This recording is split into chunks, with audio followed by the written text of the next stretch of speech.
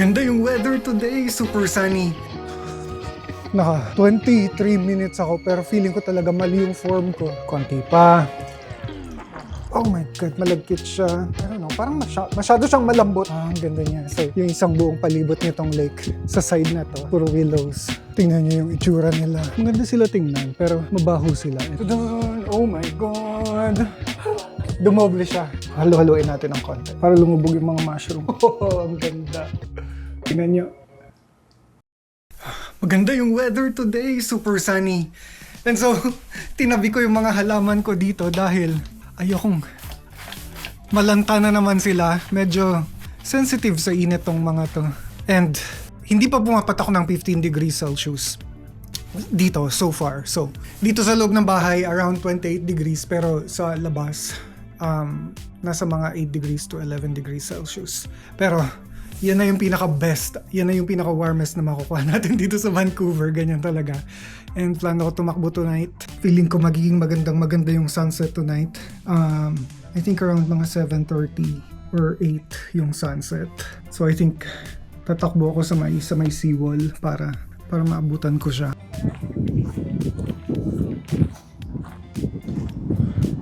Humahaba na ulit yung mga sanga nitong willow tree.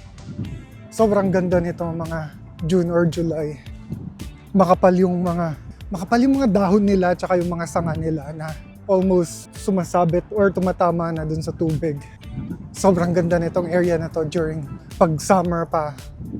In between summer and fall. Oh, I think ito yung pinakamagandang puno dito. Ang dami niyang mga sanga na papasayad na sa lake. Wait, I think ito yung pinakamalaki sa kanilang lahat dito. Ang ganda niya. So, yung isang buong palibot nitong lake sa side na to, puro willows. Nakalimutan ko na kung anong tawag dyan sa mga yellow na halaman na yan. Yung mga bagong sibol-sibol sa gilid ng daan. Pero sabi kasi nung kaibigan ko na kapag nagsipaglabasan na yan, confirm na spring na talaga. Tingnan nyo yung itsura nila. Maganda sila tingnan pero mabaho sila and mabilis lang rin sila malanta. Sobrang hindi pa ako ready sa marathon. And I think yung pinakamatagal ko na dire-diretsong takbo 15 minutes. And kailangan ko talaga improve yun ng at least 60 minutes. Tuloy-tuloy na takbo. Pure takbo, walang lakad-lakad. And I don't know. I think next week na yung run. Actually, pero feeling ko mabilis naman yung progress ko kasi parang 1 week pa lang ako nagpre-prepare. And from 6 minutes, naging 11 minutes. So feeling ko abot naman ako. Hindi yung hingal yung problem ko. Yung problem ko is yung shin ko. Sumasakit siya after a while na pagtakbo. And pinipilit ko na mag-iba-iba ng strategy para hindi siya sumakit. And nag-i-stretching din ako. Pero we'll see.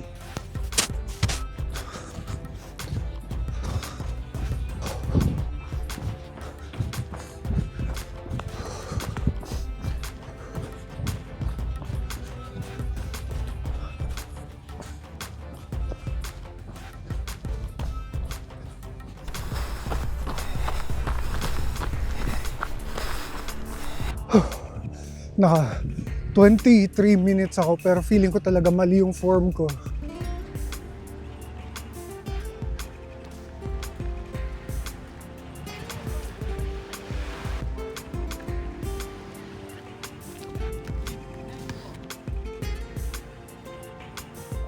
Hindi masyadong sumakit yung shin ko pero yung sinisipon kasi ako so yung ear passage ko barado siya, parang kailangan ko lagi suminga.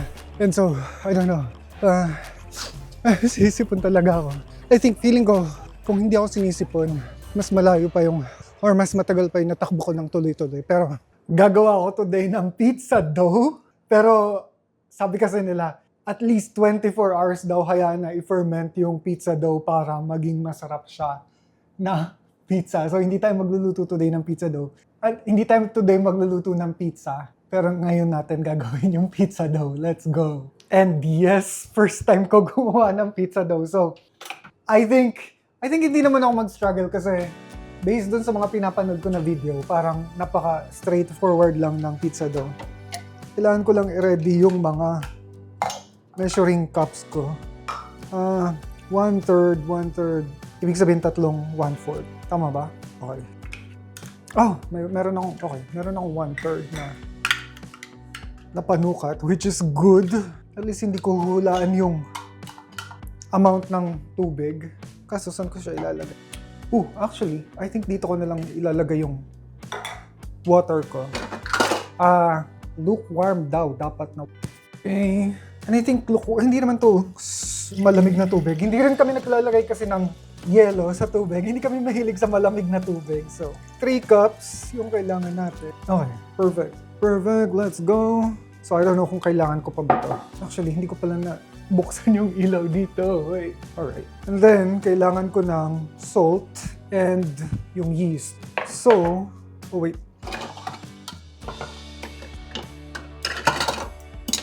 Kailangan ko lang ng 1 tablespoon nitong salt kasi hindi ko siya masusukat.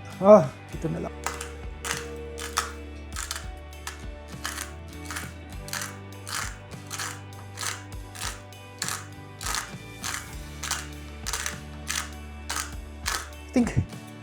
I think half teaspoon naman to, yung itong ganito. So, lagay na natin. And then, half tablespoon din itong dry yeast. Mukha naman siyang half tablespoon, di ba? Okay. Halu-haluin ko lang. Haluin natin. And then, kailangan daw i-activate to. Mga 5 minutes mag-activate daw to. Kasi nagsipagkapitan sila sa kutsara ko. Oh my God. And actually, hindi ko pala alam kung ano itsura ng yeast na nag-activate. So, no. Halu-haluin na. Actually, kinakabahan ako kung feeling ko room temperature naman yung water. Feeling ko. Pero durugin natin ng mabuti yung yeast. Okay. I think okay na yan. Okay. Next, kailangan natin ng 3 cups and 1/3 ng harina. And hanggang ngayon, hindi ko pa rin naubos tong harina na to. Oh my God. And ang dami ko nang nagawa, in fairness. So, 1, 2,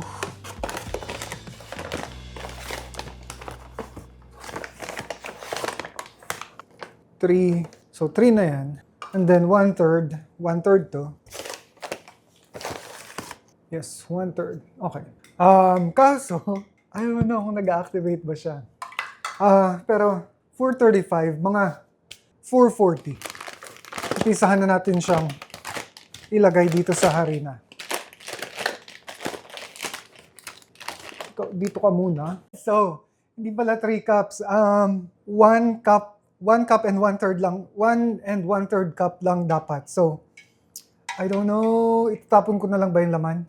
Actually, I think ang ibubuhos ko na lang is yung 1 cup nito. Tapos, so dapat may maiwan na. Kasi may measurement naman siya dito. So, I think ibubuhos ko yung hanggang dito sa may 2 cups na matitira. Okay, ganun na. Then, kailangan ko lang gumawa ng well.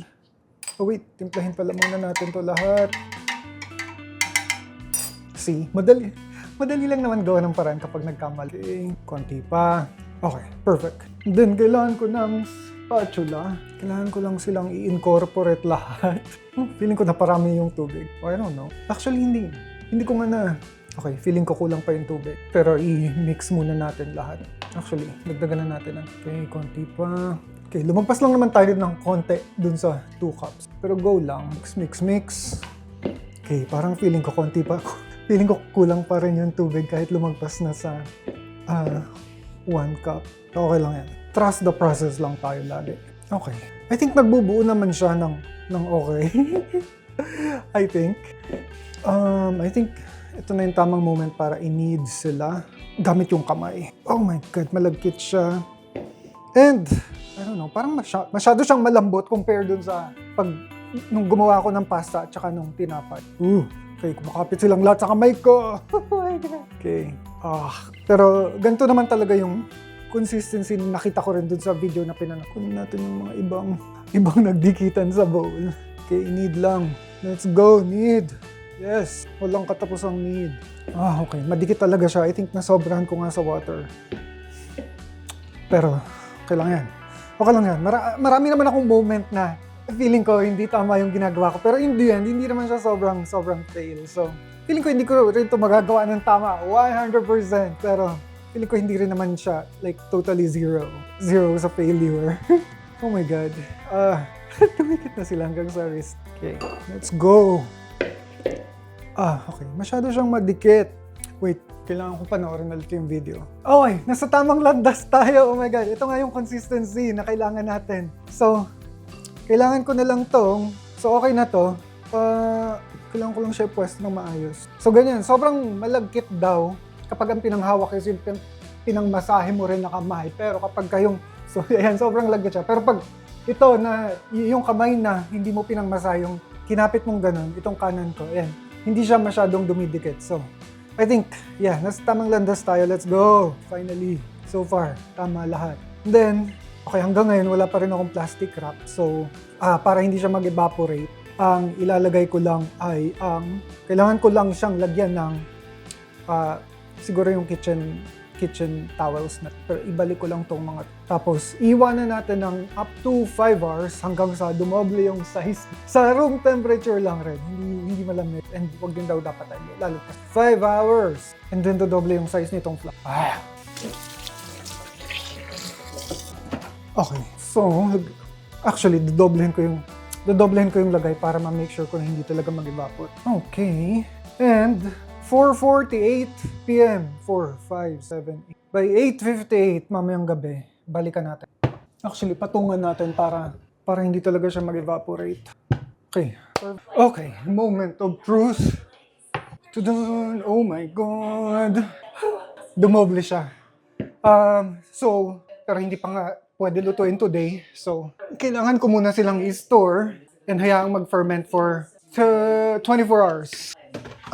Pero, kailangan super oily yung container nila. Dapat. Actually, dapat hatiin pala muna sila. Hindi ko alam kung ano gagawin. Yeah. Okay, hatiin na lang pala muna natin. And, wala pa rin akong panghati. So, ito muna yung gagamitin ko. Dapat sobrang equal yung pagkakahati sa kanya.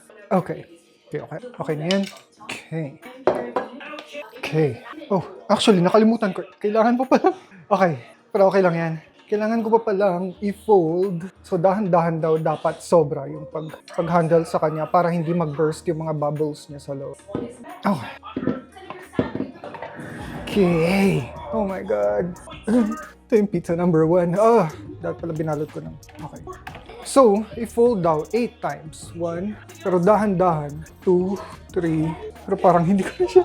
So, pang third na fold pa lang, hindi ko na siya ma-fold ulit. Pero 8 times daw dapat. Okay. So, 5, 6, 7, at least. Okay, ito. Nasa pinaka-pang-last na tayo na fold. Okay.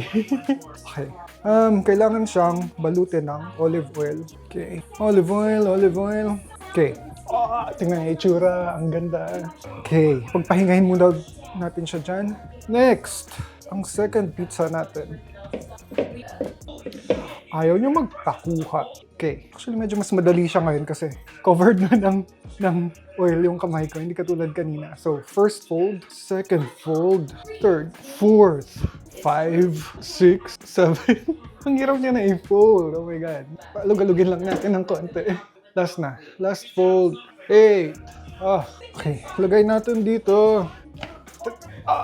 Lagyan natin ng olive oil pa konti. Oh my God. Okay, yes. Very good. Let's go. Okay. I think okay na yan. Massage natin ng konti. Para kumalat yung olive oil sa ito. Actually, parang sobra yung olive oil dito. Actually, kulang lang talaga yung olive oil dito sa kabila. Dagdagan natin ng konti.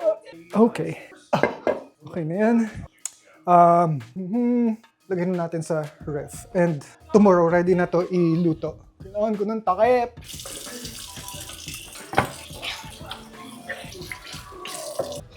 Oh, shit.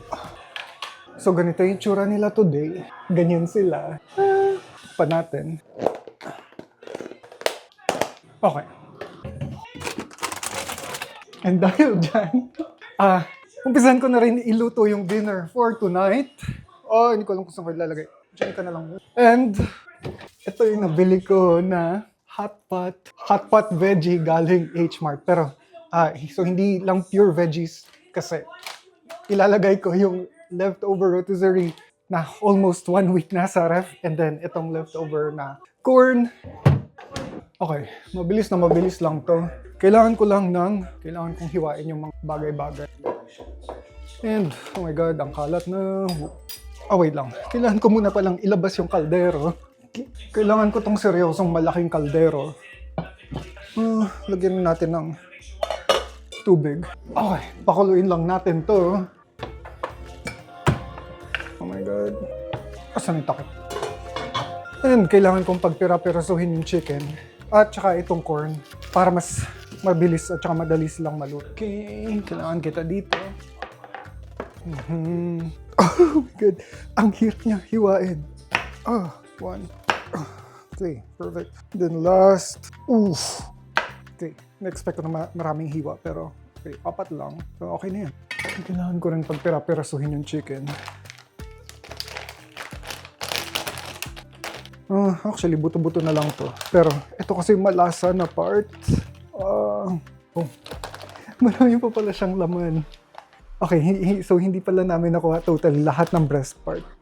At saka lahat ng mga oil niya na nandito, kukunin ko yan mamaya. Okay, kailangan ko lang hiwain tong mga to. 1, 2, alisin natin to. Okay. Okay, hindi siya mukhang maganda tingnan ngayon pero trust the process lang. Trust the process lang lagi tayo. Okay. Okay. Okay, I think marami yung chicken. Which is great. Maglalasang chicken talaga siya.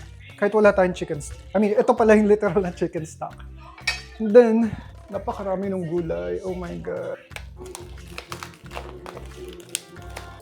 So may mga kasama dito na hindi ako masyadong familiar. So ito, alam kong bok choy to.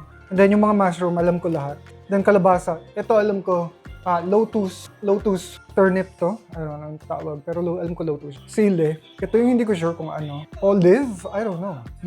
Okay, hantayin ko lang kumulo yung water. And then ibubuhos ko na silang lahat.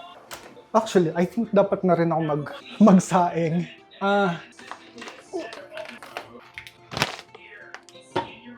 May space pa ba dyan? Okay.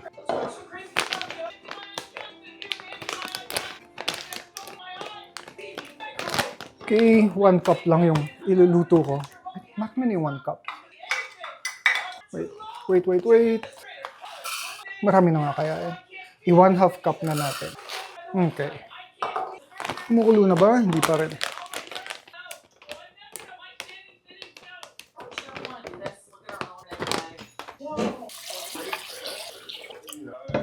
Okay. Sana sakto yung tubig na nalagay ko. Yeah, I think sakto naman. Yeah, let's go. Saan yung takip nito? Okay. Okay, salita ako ng salita. Hindi pala ako hindi ko pala na-press yung record. Lagay na natin yung mga manok. At saka yung, good. Nakikita ko ng shimmering yung mga mantika ng chicken. Feeling ko magiging masarap to. Malakas yung kutob ko na magiging. Okay, hayaan lang muna natin yan dyan. Actually, lagyan natin ng bawang. And wag na natin tipirin sa bawang. Kasi parang isang kumpol yung binili ko last time and hanggang ngayon hindi ko pa rin ubos. Parang mag-1 month na sila dun sa ref. Nakalimutan ko takpan. Kita pa natin. Apaw ba siya? Mukhang kalmado naman siya. Actually, dahil kulong-kulo na siya, siguro okay lang medium ko to. Okay, ganito karami na ilalagay. Ngayon palang naamoy ko na yung manok. Okay. And kailangan ko rin actually, ilagay na natin tong mga sili. Ano kaya to? Tingnan mo. Ano to? Olive. So ito lang yung hindi ko nare-recognize dun sa pack. Pero lahat nare-recognize. Ilagay na natin lahat. Okay, lagyan din natin ng pepper. Actually, masyadong marami. Kalmahan lang natin sa pepper. Okay. Hindi sure kung meron pa bang mga pwedeng dito sa sesame seeds, no, Tex-Mex, no, bay leaves, no, mustard seed. I think yun na lang yung pwede natin ilagay. Lagyan natin ng asin. Hinaan na natin to. So, ano pa ba? Oh, check ko kung may mga pwede pang ilagay dito sa ref. I think yun na yun. I think wala na. Dito sa make. Kung may kasama tong flavoring. Okay, wala siyang kasamang flavoring. Oh! Okay. Okay, so hindi ko siya... Okay, ang dami kasing fat dito sa loob ng plastic. I think kukuha ko ng konting tubig dito. Tapos, ilalagay ko dun. And then, okay. Siguro isa pa. Oh my God. Oh, kumalma ka. Okay, I think nakuha naman na lahat. Okay na yan. Parang isang beses ko pa lang. Parang first time ko actually gamitin to. Natin. Okay, gusto ko lang muna siya. Kung kailangan pa bang dagdagan ng asin. Feeling ko kailangan pang dagdagan ng asin. Pero siguro mamaya na. Gusto may takip nito. Feeling ko may mga pampalasa pa dito na pwede ko. Oh. Lagyan ko ba ng soy sauce? No, I don't think ang lagyan ng... Naiwan ko pala yung... So, meron akong patis na naiwan ko dun sa pork mood. I think kailangan ko bumili ulit ng bagong patis. Hinaan natin ng konti yung apoy para kumalma siya. Grabe, ang lakas ng kulo niya. I think ngayon natin dapat ilagay yung mga... Kasi medyo makukunat din sila. Pero yung itong mga kalabasa at yung mga green leafy, ihuhuli ko sila kasi mabilis silang madurog. In fairness, ang dami ng mash. Okay, God. Buhol-buhol sila. Pag hiwa-hiwalayin ko lang to. I think 4 na klase ng mushroom yung kasama dun sa pa. And $9 lang. Ang sulit niya, ang mura. Sobrang mura actually lagi ng mga paninda dun. H-Mart. Okay. Yung mga kalabasa, ihuli ko. Pinakahuli na sila ilalagay. At saka yung mga green leaf. Tingnan nyo. Halo-haloin natin para lumubog. Ang dami niya. And tama lang na ito yung kaldero na ginamit. Okay. Masyadong malaki yung hiwa nito. I think ito okay lang. Pag-hiwa-hiwalay na lang muna natin. Pero itong cabbage, napakalaki ng hiwa. Palilitin ko lang sila konti. Okay. Kumain natin. Okay. Okay, I think okay na. Okay na yung gantong size. Ilagay natin. Oh, and napakaraming kalat. Ikaw, basura, basura. Ano pa bang basura? Ito basura na. Itong mga organics kailangan siyang i-freeze. Okay. Okay. Ito, hugasin na to. Hugasin. Hugasin na. Hugasan na rin. At least, nakakapaglinis na ako. Konti. Hintay ko na maluto. Oh my God, may mga yeast pa to. Well, goodbye. Sa baba na lang. Okay, nice. Very nice. At least luminis na siya ng konti. Curious lang ako kung ano na yung lasa niya ngayon na naluto na rin yung mga... ang init. Naluto na rin yung mga mushroom. Pwede na. 10 minutes pa siya. Hinaan natin ng itulang natin. I-prepare na natin yung drinks for tonight, which is lassi. Gusto mo ba ng lassi or blueberry or strawberry? Strawberry? Strawberry ba yung ginawa natin kagabi? Tama ba? Strawberry ba yun? Yeah. Okay, strawberry yung gagawin natin today. Ito kailangan.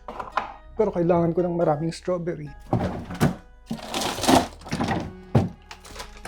Sobrang ang sulit nito, $12. Well, sale siya nung nabili ko, $12 lang. Inabot na rin siya ng mga 2 weeks. Pero hindi lang rin naman kasi strawberry yung ininom namin. So, alternate. Kaya rin siguro matagal siya maubos. I think okay na yan.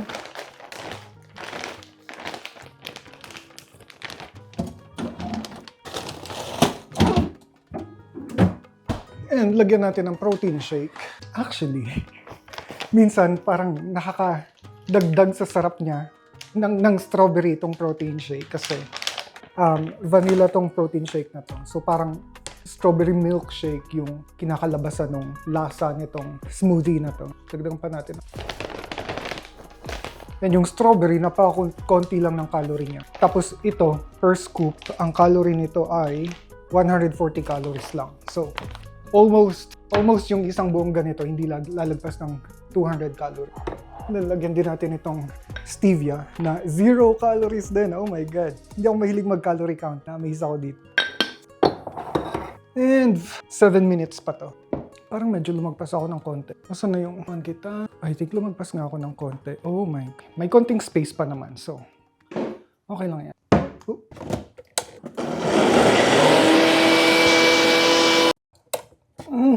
Nice, ang ganda ng kulay. 5 minutes, ilagay na natin itong mga gulay. Mainit yung hawakan nitong green pan na to. And then, after 5 minutes, ready na to. Actually, yung iba, parang nilulublob lang nila saglit yung gulay. Hindi nila pinapakuluan ng sobra. Pero, pakuluan natin. Mabuti yung gulay. Okay! Oh my God, we're almost done. Yung mga basura. Actually, haluin natin para lumubog yung mga gulay. Ang dami niya. O siguro yung nakapagparami is yung... Actually, hindi. Yung mushroom, yung pinakamarami kasi dun sa box. Tikman natin. Ang sarap. Yes, let's go. I-8 lang ulit na. Isali na na. Strawberry milkshake. Parang hindi ko naman siya mahigpit na sayonara kanina. Feeling ko talaga nasobrahan ko yung water. Okay lang. And usually, inimbudo ko to. Pero, tama ba yung embudo funnel? Yeah, embudo. Tingnan natin kung... Okay, so far so good. Let's go. And feeling ko nasobrahan nga yung water kasi hindi siya malapot na malapot. Usually, malapot na malapot. And, usually, 2 servings to. So, natira pa. I think lalagyan ko ng garnish sa taas yung smoothie. Saan yun? Saan ko lalagay yung... ito pala. Akala ko nawala na yung strawberry. Garnish na frozen strawberry. Kaya ba? Masyado pa siyang matig. Well, lagay muna natin dito sa sangkalan. Pag lumambot sila konti, lagay natin as garnish for the aesthetic.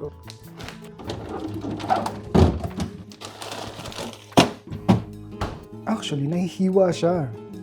Yung mga berries, kahit na frozen sila, hindi sila super frozen na frozen. Parang may parts sa kanila na kahit anong mangyari, hindi talaga na-free. Ang ganda. Ang perfect din ng pagkakaluto ko ng... Perfect ng pagkakaluto ko ng rice. And tingnan nyo, sobrang ready na rin to. Para lang siyang nilaga. Tapos na yung mga gulay na bagong lagay. Magsandok na tayo. Wala na rin palang plato. Parang late lang yes, maubos ng mga plato. And yes, medyo marami yung rice. Okay lang yan. Ito na nga lang rin yung magsasandok. Yes, ang ganda ng rice ko. Sobrang bihira ako maka-perfect ng luto ng rice. Nice. Diyan. Tingnan niyo yung rice. Ang ganda. And sandukin na rin natin. Oh my God. Halo-haloy lang natin. I think dapat siguro hiniwa ko rin. Pinaliit ko rin yung kalabasa. Make sure lang natin na may chicken din. Ngayon ko na-realize na mukhang marami kanina yung chicken. Pero ngayon na nalagay ko na rin lahat ng mga ingredients pa nito. Kumunti na siya. Mainit. Wait. Dikit lang na. Mukha siyang nilaga pero hindi siya okay. I think isang scoop. Okay, let's go. Gutom na. Sara natin para hindi lumamig. And mainit. Pero tingnan ninyo. Nice. Okay, perfect. Kutsara.